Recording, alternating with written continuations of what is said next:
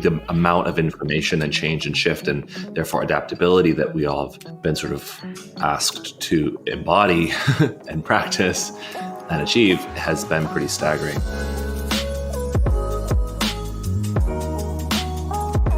Hi, Rocky. Danny? Oh my God, I didn't see you there. Hey. It's another episode of Dharma Dudes. We're back.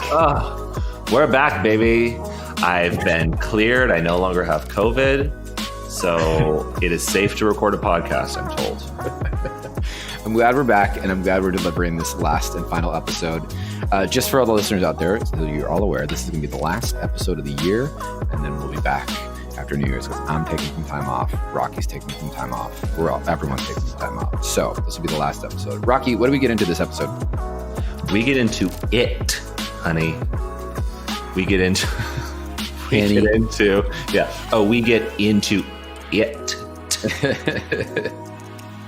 Just put that in the description. We get into all the things as per usual. We do some reflections on the year. We talk about our highs, our lows, and we talk about kind of what's on our hearts, which for me seems to be kind of politically oriented as I look out and see what's going on in the world. But we share the truth as we see it.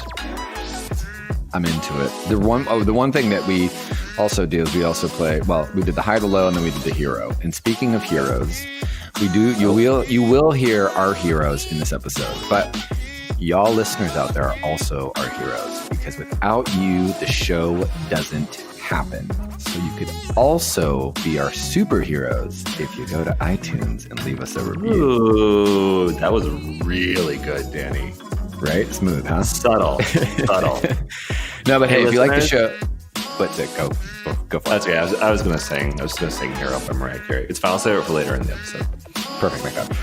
And so if you really want to support the show, check out our show support link down in the show notes. It always just helps to leave us a review or tell your friends about the show. And I feel like, Rocky, should we get into it? Lord knows dreams are hard to follow. No, the show, not the song, the show. Oh, I thought you meant should I get into, the bridge of Hero by Mariah. Got it. Didn't mean that. Yeah. Not at all. Yeah, without further ado. Here goes the Dharma Dudes. Push the thing. Yeah.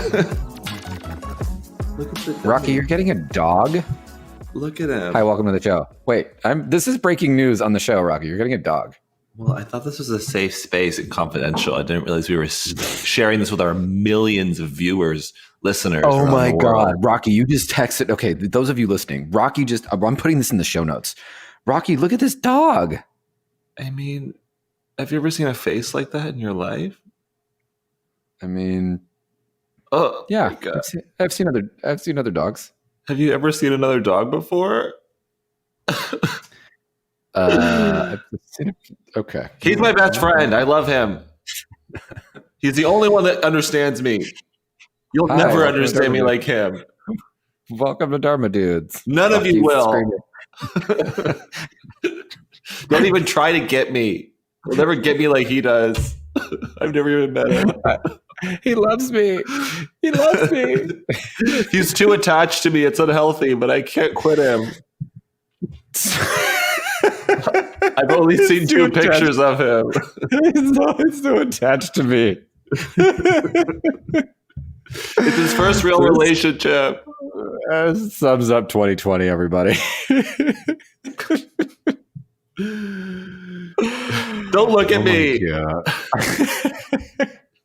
You don't get me. Stop looking at me, everyone. Rocky, they can't I'm not look crying. at you. You're crying. Get a hold of yourself. Oh, Rocky, we made it to December. We made it towards the end of December. Speak for yourself. I'm still in November. I'm taking my sweet ass time. Welcome to Dharma Dudes. I'm fine. Welcome to Everything's Fine. Rocky's getting a dog. I think my favorite part about 2020 was how fine it was. Yeah, it's totally fine. This is fine. Oh, yeah. I was trying to think, did anything happen in 2020 worth mentioning And I was like, God, I can't think of a thing. Isn't that funny? Meh. I can't think of a single. What a forgettable year. When I think about 2020, all I think of is meh. It's fine. Mm-hmm. It was, for a year, it wasn't bad. It was just kind of like, the January and then February, then March. It's like, well, is this like the ultimate gaslighting? I don't know. It's the ultimate unintentional gaslight. Count on me. Unintentional gaslighting is the name of my memoirs. Following the footsteps of, well, I won't get political.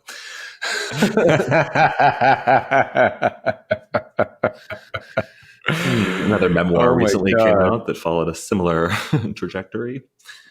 Anyway, Froggy, hi everyone. Hi Danny. I'm fine. Oh my, this is how that. I feel like this episode start is on par for 2020. Like it's on brand. Yeah, me crying about something I've never met. Me attached to a picture of an idea of something.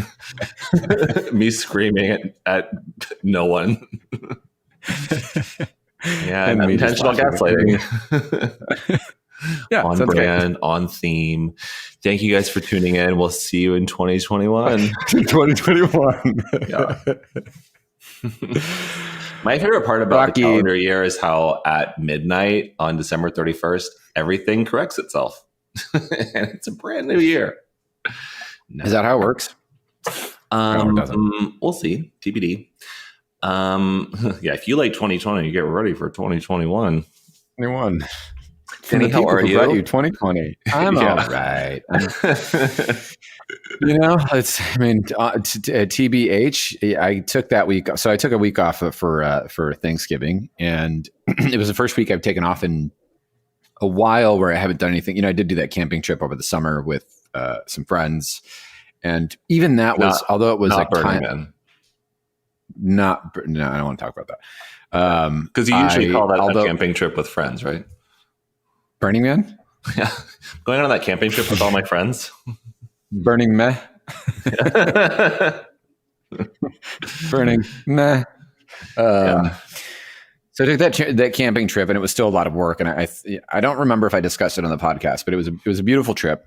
It was super awesome, but there was a lot of like internal work that I was dealing with, and it was in the middle of the depression. And so anyway, that's a long-winded answer of saying I took off the week of Thanksgiving, and it was the first time in months since, even before the start of the year, that I don't think I've taken a week off and spent it at home outside of the time last year that I threw my back out and I was forced to stay at home and lay in bed. But this time I was really intentional about doing nothing. Like I slept 10 hours a day, and I my coffee would take me at least a couple hours in the morning, and I took a nap and laid in the bath and just to make it or to drink it? Both. Wow. Yeah. And even with people that wanted to, like my friends that wanted to do socially distant seeing each other and things like that, I held the boundary pretty well and was like, no, I'm actually not seeing anybody. I just wanted to be with myself for a week. And I came out of the week feeling good, but realizing how exhausted I've been and how exhausted I am and how much I really have put myself through the ringer, given the circumstances of this story isn't unique and special to me. We're all, had to shift and pivot and do all the things, but it just made me think I'm really effing tired. And so it's brought upon this, this beautiful side of me and my teachings, where I've started to offer nidras and restorative and, this slow practice of being grounded and tuning in. And so I think that's been a really beautiful part of it all. And it's inspired me to take 2 weeks off starting, next week on the 18th. I'm going to be taking off for 2 full weeks where I'm not emailing, I'm not podcasting, I'm, Instagramming if I feel like I want to do something for Instagram, like just, share my life, but not having to do anything with work or the business or anything. I'm just going to just take some time off. And, I was really thinking about taking a whole month off, and take the whole year off. And then, yeah, I really want to, but hey, sugar daddy's available. Come my way. Send me that check. Hey. No, I'm really excited about taking time off. And I think with, some of the learnings that I have to unpack from this year, I'm excited to unpack them a bit over my time off. I've got definitely some internal work that I still want to get through, and and some books I want to read, and just to really just connect a little further to myself. I don't want to do a project list of things that I have to do, or even like my internal work. I have to do it while I'm off, but Yeah. there are some things that I feel are important that I do want to start to dive into. And I'm really thinking about the way that my teaching is once again evolving, and what that is going to look like, and what that's going to, what I want to call out, what I want to call out for, I'm not a big fan of like New Year's stuff, like the first day of New Year's and da da da da. For me, I know a lot of people love it, so I always offer something.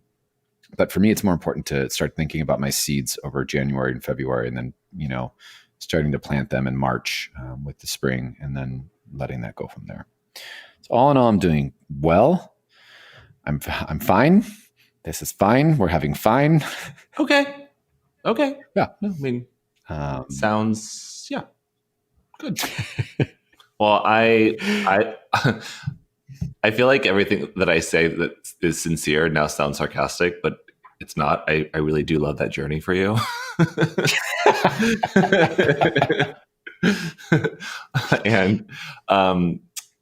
and I celebrate that, especially for someone like you that is so, you're such a motivated, diligent, hardworking, goal-oriented person that, I know that it takes a lot of commitment, and it sort of takes a lot to get us to the point where we can recognize the need to take time off, whatever that looks like. Not all of us, not everyone has the luxury of taking time off work, but taking time off of whatever it is that's not, that's not serving you in that moment. And sometimes the things that do serve you, in the larger scale of things, of course, I know how much fulfillment you get from your work and your teaching and your community. But, as is always the case, like we have to know when the medicine becomes toxic, what is the healthy amount to engage in something. And certainly, if you go and you clock in somewhere and you have a job, if you're fortunate enough to have, dependable work, that's not something that you can necessarily scale. But as someone that owns their own business, and someone that and I relate, like someone that works in a field where we are showing up and holding space and pulling from our own well to serve our communities, it can sometimes feel, well, it often does feel difficult to say no and to turn away, understanding that sets you up to then be able to say yes in a more meaningful way down the road. So cheers. Yeah. I'm even thank you. And with that, I just want to be a bit more strategic as to where the energy that I do have goes. And that is even with, my investment to my friends, like I have been a social butterfly for a long time, and I just don't have the energy to do that anymore. I don't have it in me. I don't have the energy to balance out, 5,000 million things. And I just don't want that. I don't want to feel like I'm being pulled in so many directions when I'm having I think everything shifted once I moved into my new space, where I actually have space to be, outside of like just a studio room where I'm like sitting on my bed. But like, I sit on the couch now and just lay there. Yeah. Well, it's harder to, and this is all very much a good thing. Like this is a sign of good fortune, but like to have a space where you don't feel restless within it, where there's enough space for you in your space to be able to, have the opportunity to connect with yourself in meaningful ways. Like, I remember at the beginning of the lockdowns, and certainly still, like my heart really went out, especially to people like living in New York City, like, or, any of us that have kind of, I recently, moved as well into a larger space, and that was all. For the record, I did that first. That was me first. So, I know. Well, I mean, I'm just putting it out there. We can pull up the receipts. I just want everyone to know on the show that was my thing. I'm pretty sure I did it first. But the good news is it doesn't matter to me at all. Like it actually, I feel like I'm so beyond it. Like it doesn't even, like it's embarrassing to me that we're even having this conversation, but I'm happy to go through the receipts and confirm like whatever. The point is I'm really happy. Loft for Tim. Yeah, no, the point is I love that journey for you, Danny, whatever it is. And, but it was informed by the fact that, prior to things locking down, I was traveling and teaching, 90% of the time. So what I needed as sort of a home base was very different than, me sort of restructuring my whole life and career to be something that I can offer from home. So yeah, the things, not just in my living situation, but the circumstances that were suitable for my lifestyle before became sort of untenable or unsustainable as things changed and shifted. And that certainly looked like not just my living situation, but relationships and work protocol and parameters and as you said, like COVID aside, just like what my sort of needs of myself and of my community socially and professionally are and have been. And it's been obviously quite a year, and it changes so rapidly. Like I hear about things going on a month ago, and I'm like, that was a month ago. It seems like months and months ago. But the amount of information and change and shift, and therefore adaptability that we all have been sort of asked to embody and practice and achieve has been pretty staggering. So. And we're still going through. I mean, we're not done with it. We're still in the midst of it. But I saw, Diane Bondi, wonderful yoga teacher based in Canada. She posted she reposted something on her Instagram yesterday. It said, "Is it Zoom fatigue, or are you expected to maintain high levels of productivity through multiple public health crises with very little government support, while also being personally responsible for saving local businesses, managing your mental health, and caring for loved ones?" Like, come on. Dead on. And I really, especially for those of us living in the States, I really want to amplify, like I would say very little to no government support. Like the amount of sort of offloading and gaslighting that has been enacted on citizens of this country to kind of put everything in our hands. This idea that like we don't actually need our governments to help us, we just need them to understand. I'm quoting our president-elect. It's like, no, actually we do need our governments to help us, and we do. Especially, we pay our taxes, we pay into this system, we uphold our end of the social agreements, so that when things happen to no fault of our own, we are taken care of. And I felt like this year we were so much was asked of the citizens of this country with very little to no support in response. And everyone's handled that in different ways. Like I'm aware, and I'm speaking not necessarily for myself, but I'm speaking for the people that I know have really, really been screwed in massive and heartbreaking ways throughout this pandemic. For folks like you and I'm aware of both the fact that this has been a stressful year, and we've had to work really hard, but also we have, whether by good fortune or through, diligence and hard work or some combination, we were in positions in our careers already to be able to adapt and shift and make these changes, which doesn't discredit the work that's been a part of that. But, we also, we work in an industry where we can transition that into a digital space. You and I also didn't necessarily own like brick and mortar studios that had a payroll or a staff that needed to be paid, or like our businesses didn't have to shut down.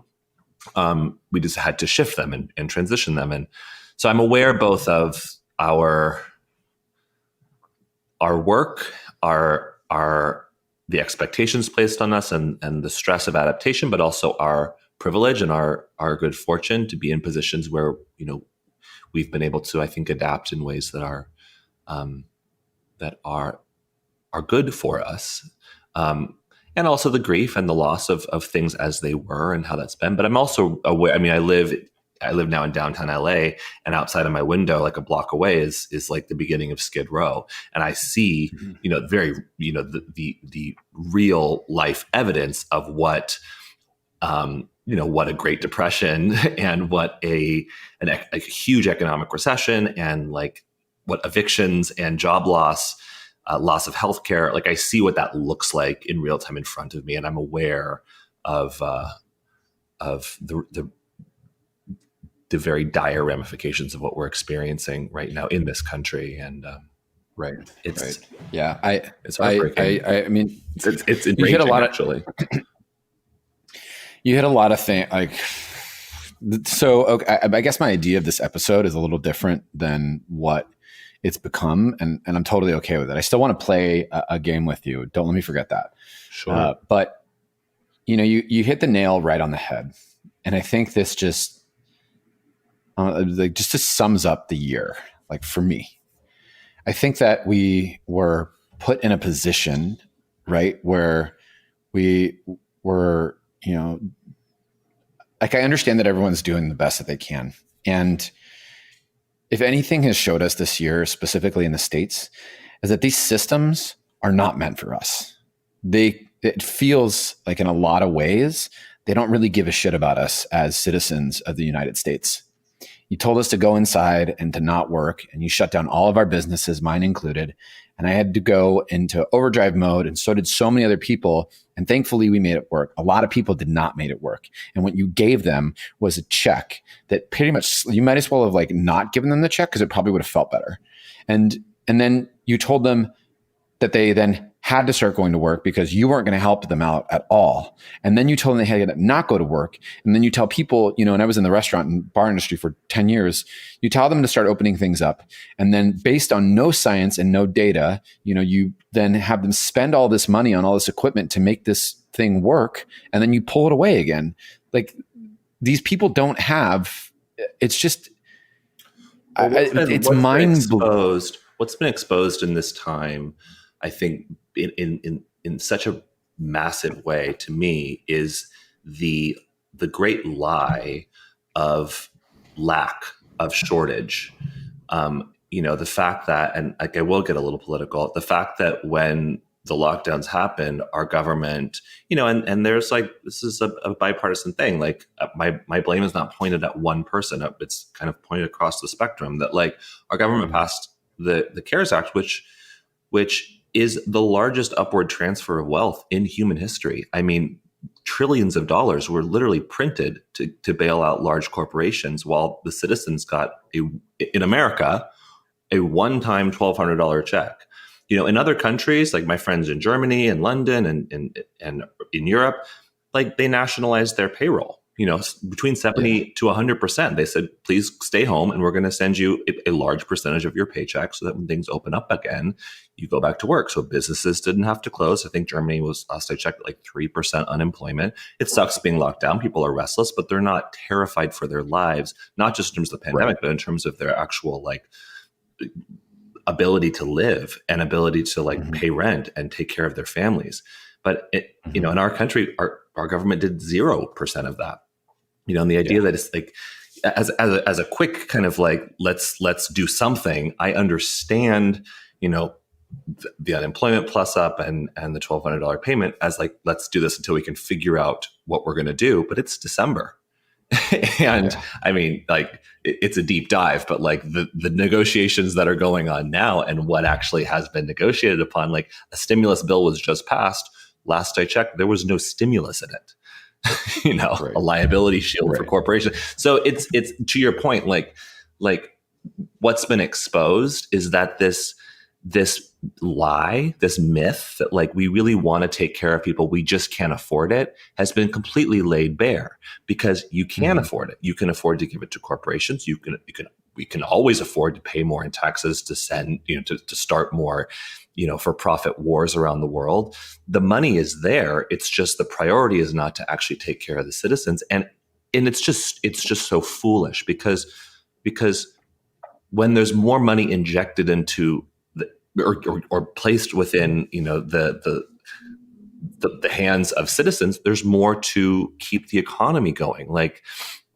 And at the very least, it's just the right thing to do. So it's the right thing to do. That's I'm just going to interrupt you there and say that it's the right thing to do is to take care of your people. Well, for so many reasons. So when I look at the destitution and the struggle and the fear that's going on in our country, what is so upsetting to me is that it didn't have to be this way. It was so avoidable. And folks like myself and others who were sounding the alarm on this at the very beginning and told, be quiet, just keep your mouth shut, don't criticize, this side, or because you'll help the other side.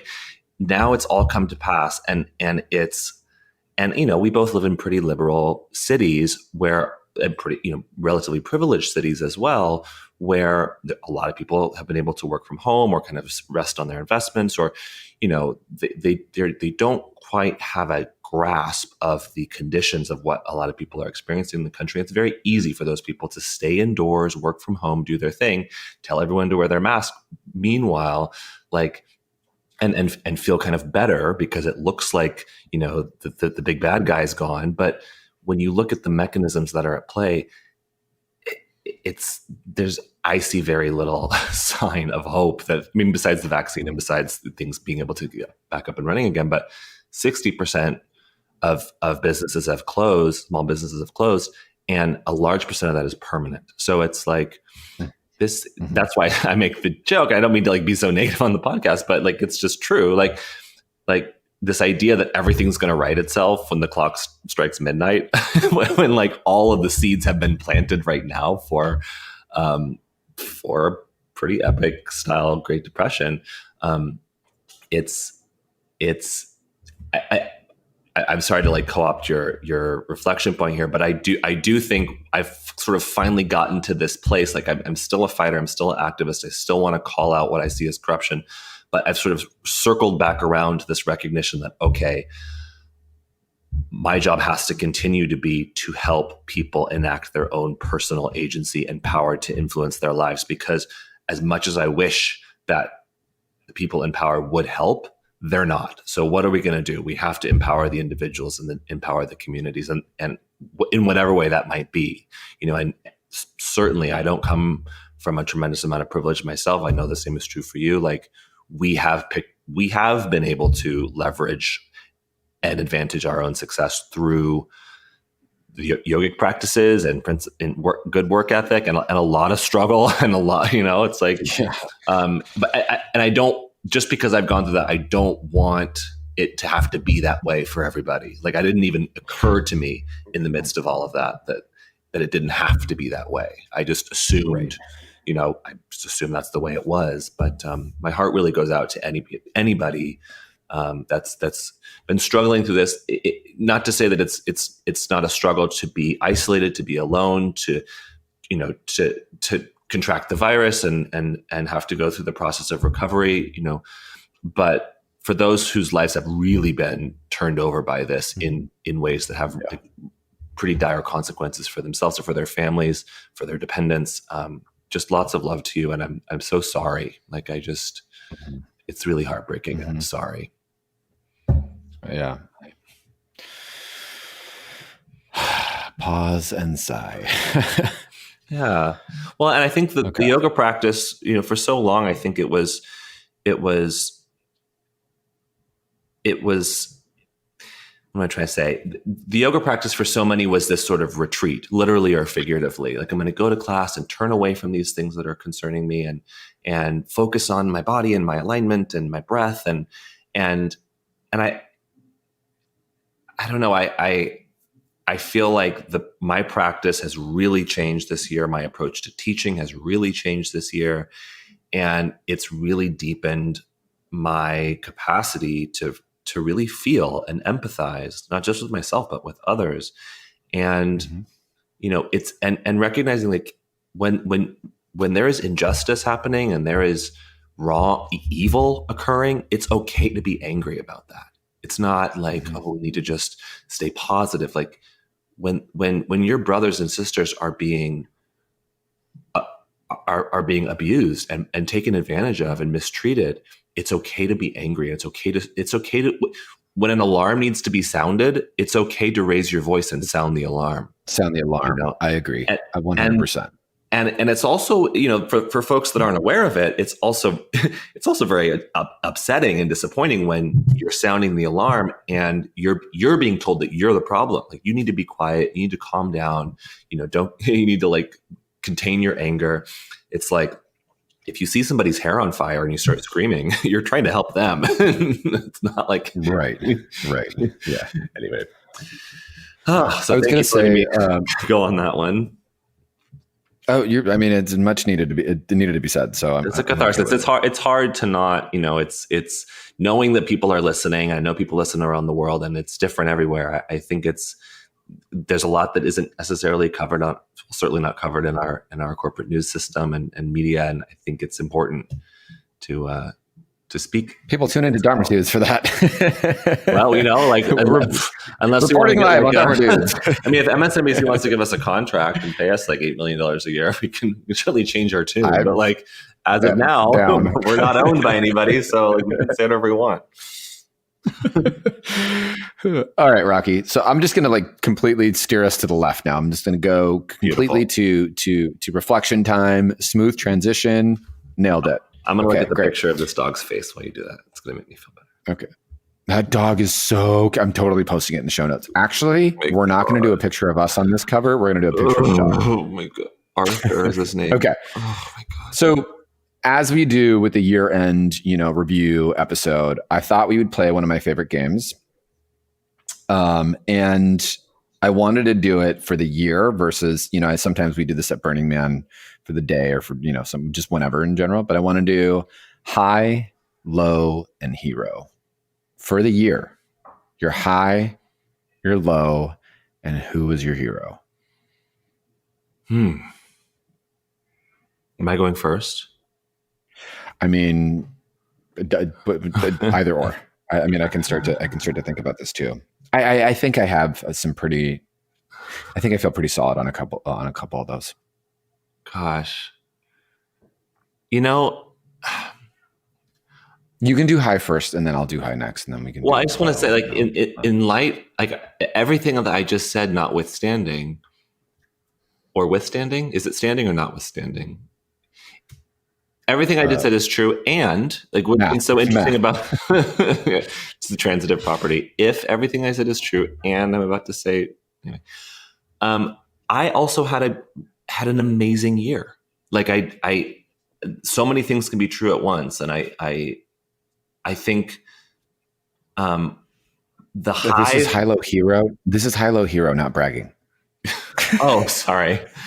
I thought you said humble brag, self-deprecation, and fangirl. Make fun of Danny. Yeah. Well, I'll go with this. I think the high for me, in part of the adaptation situation of it all, my colleagues, Noah Maze and Nicole Chase, and I, along with Yoga International, kind of scrambled. We all had a number of teacher trainings scheduled around the globe this year that were sort of tentative on hold. And we all decided to come together and create an online 200-hour teacher training, which you were gracious enough to be a part of for our graduation ceremony. Danny came on board and like just pulled together the most like amazing DJ dance party to celebrate our graduation on Zoom, which I didn't even know. I hadn't done any of those before. It was so much fun. I could have gone on for. Oh, I just pulled it. I just pulled that out of nowhere. But you're not my hero. That wasn't me saying you're my hero. You might be, but it wasn't. Okay. No, it was amazing, and thank you so much for that. You're going to hear whimpering while you continue to share. Oh, like a dog. Okay. Love it. Okay, so that was your high. Was the teacher training? Well, I will say, like the low for me was sort of the isolation and feelings of being cut off from my community. I mean, I for the last 7 years, I've traveled around and been fortunate to connect with community all around the world, and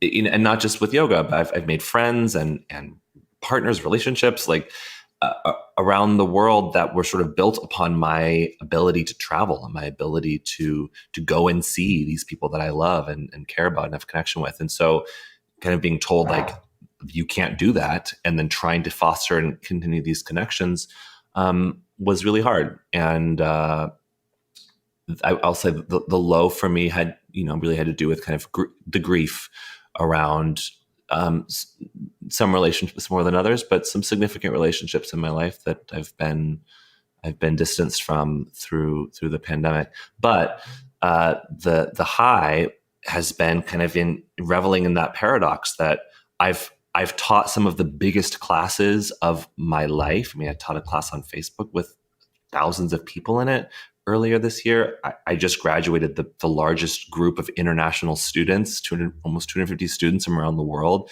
were able to do this training with us.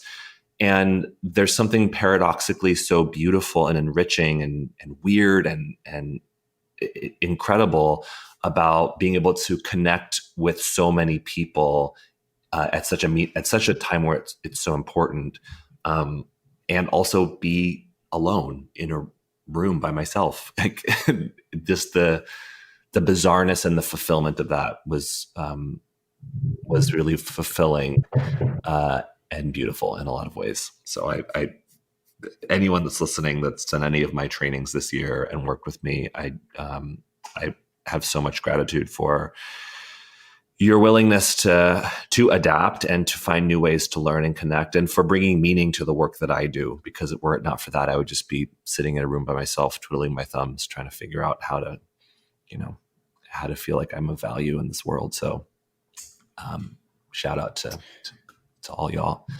And my hero, is this a person? Mm-hmm. Yeah, I guess. Yeah. Normally we do the person. Like when I think, when we played this before, it's like the person of the day, like the hero of the day. Who's your hero of the year? Oh, Danny, are you okay? You have COVID? Oh my God, Danny. You guys, breaking news. Oh my God, that's fake news. Well, I guess my hero is myself for supporting you through this. It's about to be a dark time. It's really hard to pick one person. The hero, that you pick one. That's it. God, I'm gonna say I'm gonna be political, and it's somebody that I don't even know. But there's a God, it's so hard to choose. I'm going to say, it's so weird that I'm saying this. I would not have expected to say this person, but I'm going to say, I might take it back. I'm going to say Jimmy Dore, who's a comedian and a podcaster and a political commentator. And he's often really smeared and given a lot of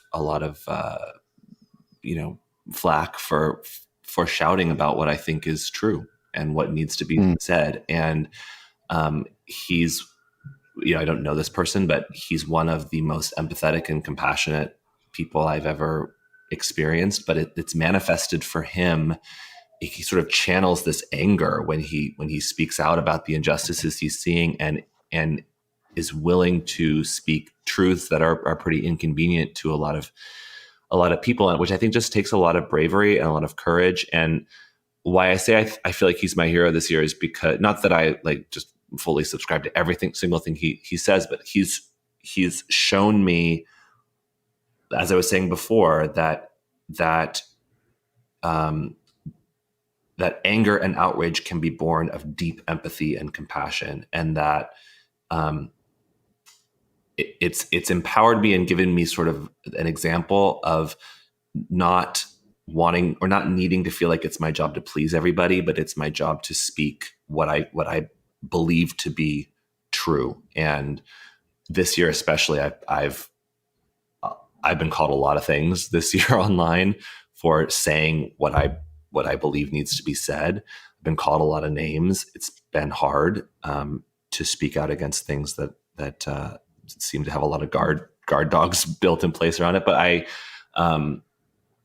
Jimmy Dore and folks like him, I think, that have been willing to speak truth to power this year have really been inspiring to me. Well, thank you. That was the wrong answer, but it's fine. Well, oh my God. You want to edit this? I can go back and change my answer. I'm sorry. That was just the wrong answer. My hero this year is this dog that I haven't even met yet. But I look at his face and I'm like, COVID, I'm like, Corona who? Like, pandemic what? Like, that face. And Danny's cool too. Danny's like, he's, and Danny's cool too. Yeah, no, I mean, like, if you're into like that kind of thing, like Danny's for sure. Like, yeah, he's definitely. I'm just mad because there was like a good there was a good week there where like I really wanted to talk to Danny and hang out with Danny, but he was like, I'm taking a break. I can't talk to anybody. Leave me alone. We're not friends anymore. And now I'm like, me. They sound like that too. Me. Can't do it, Rocky. Danny? Was that you last week? Oh my God. Well, I will say this about you, Danny. I will say this, that, and you said it in a previous episode, but I will say it again, that the silver lining of it kind of goes to my first point about like being so disconnected, but also so beautifully connected at the same time. The silver lining of all this is like, I've kind of seen the least amount of people in a way this year, but through the kind of shared experience of isolation, I feel like I've connected so much more deeply with certain people, and you for sure are at the top of that list. Like, I just feel like our connection and I haven't seen you at all this year, but that's right. I mean, I have your pictures all up around the apartment, so like I see you all the time. But like, right. And you're like my phone background, and like, I see you in my dreams. Oh my God, thank you. But wow, look like a dog. Weird. oh yeah, sorry. I've been looking at a picture of you this whole time. Has that not been clear? Look at that face. Oh my God. What a ding dong. No, but I feel so much closer to you this year, and like you really have. I mean, you were already a part of my like tribe and my my crew, but I just feel, and that might be like a problematic thing to say, I'm not sure, but I feel like you've really emerged as like such a brother to me this year, and I am immensely grateful to you. And there's a hero. This is where we break out a song. Okay, like we. Ooh, you're singing background vocals for me? Okay, then you're definitely. Yeah, you're welcome. Yeah, you're definitely my hero. Okay, right. I would say the same, Rocky. I would say that you're definitely one of the people that I've gotten closer to this year, for sure. And we were already pretty damn close, but definitely like a next level. Mm-hmm. I was going to go backwards. I was going to do my hero first. My high. Are you doing it in retrograde? Are you doing the game? I was going to do it in retrograde. I almost I forgot I had to do high-low. My high of the year. I'm thinking long and hard about this. My high of the year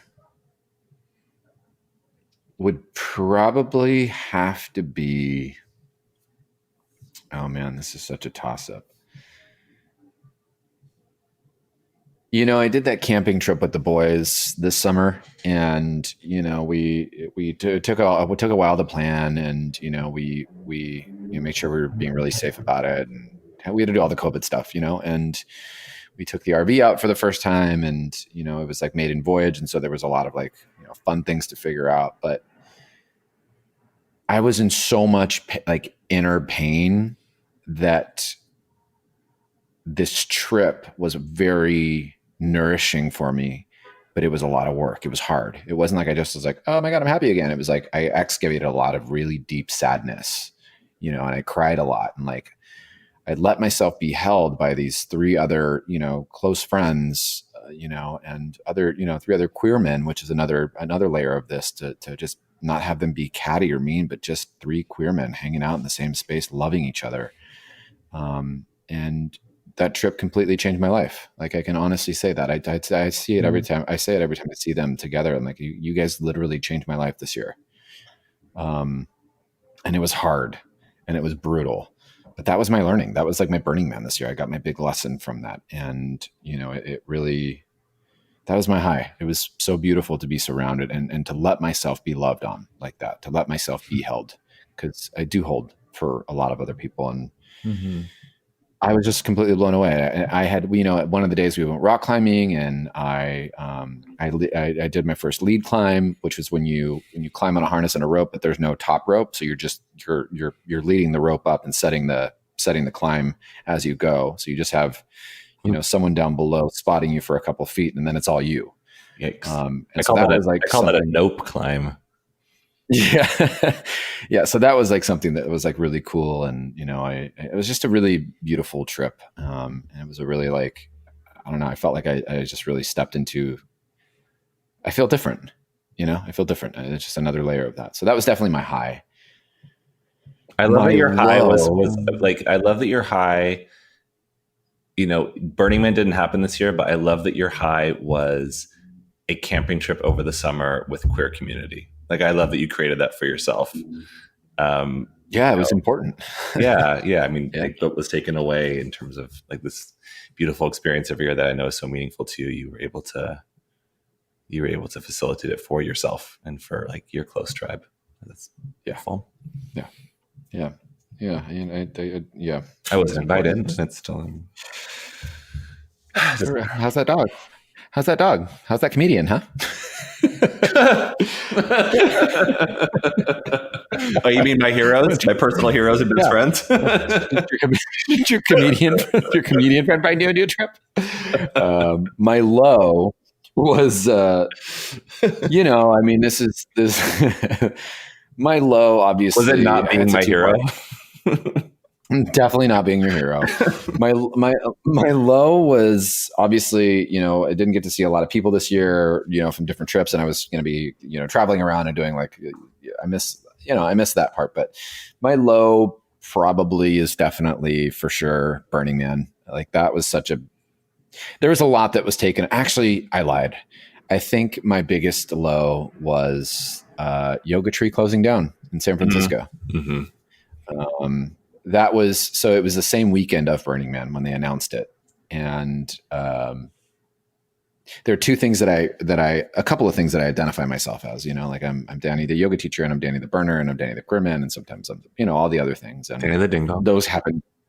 Danny the ding dong. Mm-hmm. Those happen to be two really big parts of my life. And, you know, Yoga Tree has been my home for the last 7 years. And it's where I started my yoga teaching really as, you know, full-time yoga teacher is where I started there, and where I learned from everybody, and where, and I get it. It's all the space that you create, and it doesn't end there, but that studio was, you know, I was there 6 days a week, you know, with 10 times a week. And it was just hard, you know, it was like, you know, like we were there, 50 people in a room, every 55 sometimes in a room, you know, and when I had the deep house flow classes, there'd be 120 people who would just be chanting together, and that's powerful, you know, not the sense of it, yeah, it's just powerful. And I miss that. I miss gathering. I miss that space, you know, I really do. It was a big part of my life for the last 7 years. And, you know, that was really hard to lose that. And it happened to be on the same weekend of Burning Man, which is, you know, Burning Man's not going away. But, you know, it's something I looked forward to every year. So that was definitely my low. And my hero. One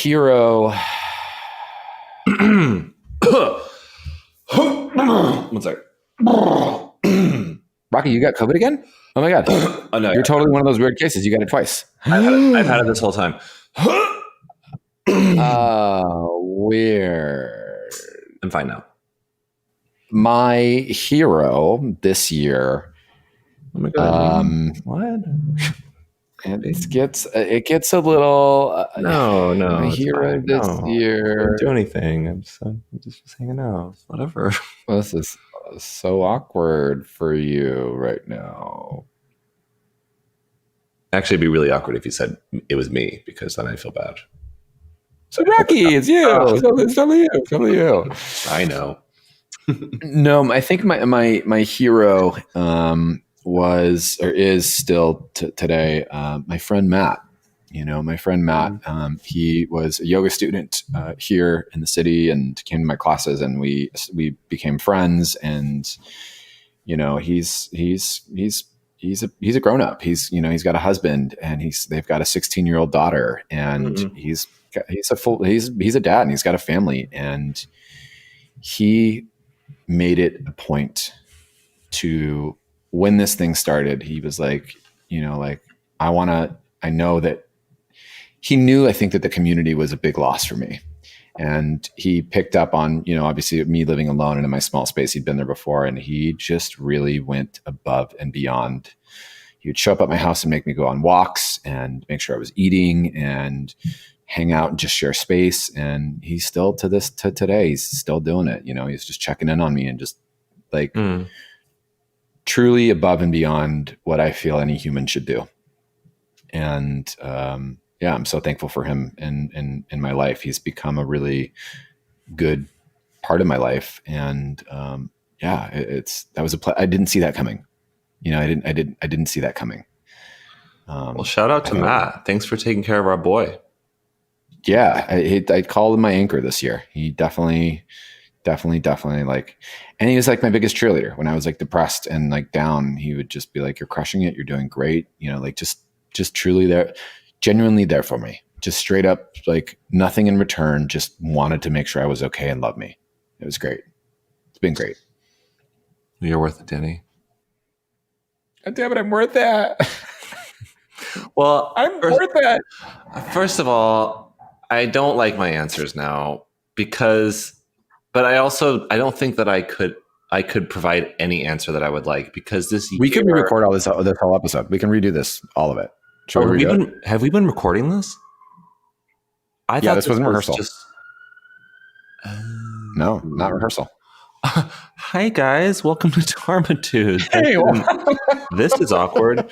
Downtown LA is saying hi. Yeah, my hi is definitely that siren right now. Yeah. Oh, that's just me. I was doing whistle notes from warming up. Oh, got it. My high was the Mariah Carey, Ariana Grande harmonized whistle note at the end of That was everything. Oh my God. That was everything. Well, I just, this year to me has been so, I love paradox, and I'm aware like what I'm about to say is the fact that I can say this is an indication of, my good fortune. But this year has had so many lows. For me, the lows have been connected with survival and stress, and loss. And I think that seems to be a theme for so many of us, but even just in what you said. And whether that's the loss of identity or the loss of things that were connected to our sense of identity, or things that we thought we needed, or things that we did need. Like when I say survival, it's not like, for some folks, it's like there's real life survival, and then there's the things that threaten our sense of survival. And our brain often doesn't know the difference. And so, our brain responds to stress and survival concerns in the ways that it does, and our body feels the effects of that. So like, I've probably experienced more stress this year than I have in many previous years. But my highs, there have also been so many highs this year. Like I don't hate 2020. When people are like, 2020, I hate 20. It's like, I personally love 2020.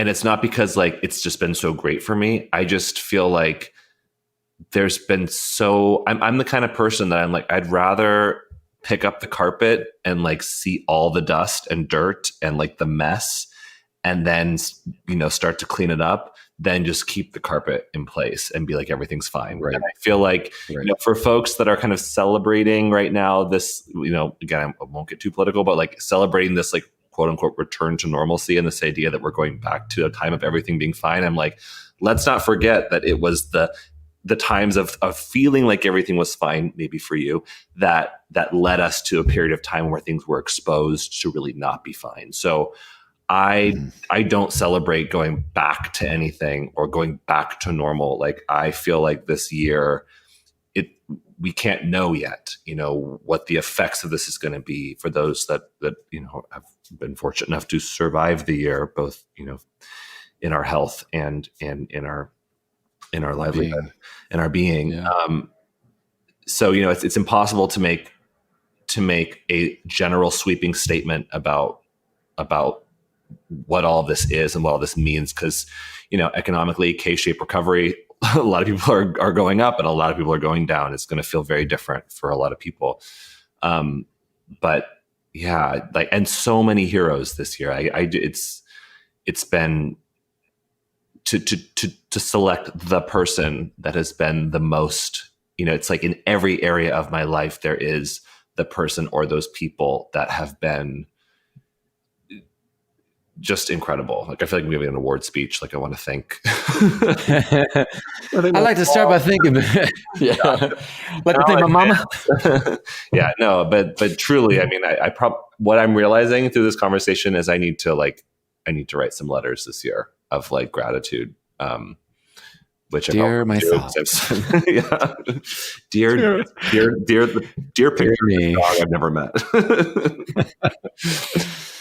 Yeah. Well, Rocky. So I do think it's okay to be angry. It's okay to sound the alarm. It's okay to feel broken, and it's certainly okay and encouraged to express your sincere gratitude for the people that have been your heroes this year, whether you know them or you don't.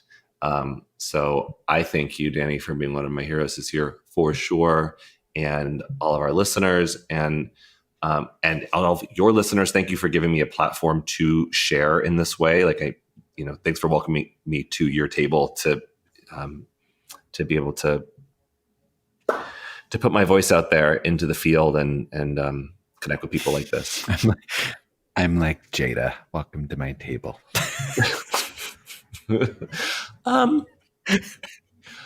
Yeah. I feel like if you watch that show, just watch the show and then you'll. So I've been told anyway, you know. Yeah. We get a lot of that in the comments on iTunes that Seeker and Sage is a lot like the Red Table Talks.